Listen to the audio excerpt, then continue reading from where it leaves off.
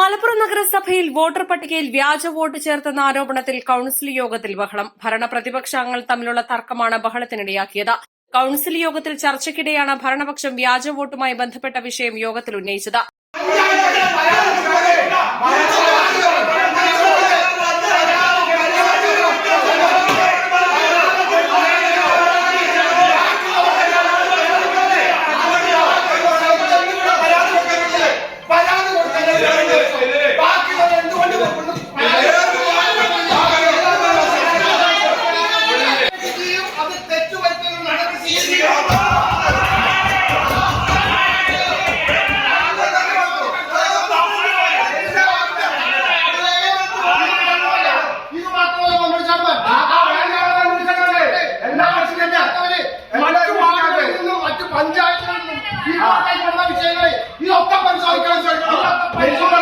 അരമണിക്കൂറോളം നേരം പരസ്പരം വാഗ്വാദവുമായി ഇരുകൂട്ടരും ആരോപണം തുടർന്നു.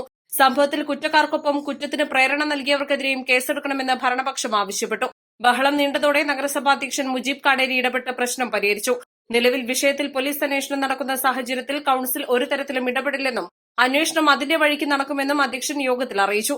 യോഗത്തിൽ അധ്യക്ഷനെ കൂടാതെ സ്ഥിരസമിതി അധ്യക്ഷന്മാരായ P K Zakir Hussain, Pari Abdul Hameed, Mariyamma Sherif, P K Hakeem, പ്രതിപക്ഷ നേതാവ് ഒ സഹദേവൻ, കൌൺസിലർമാരായ C H Noushad, C Suresh, K P A Sherif, C K Saheer തുടങ്ങിയവർ സംസാരിച്ചു. East Live Malappuram.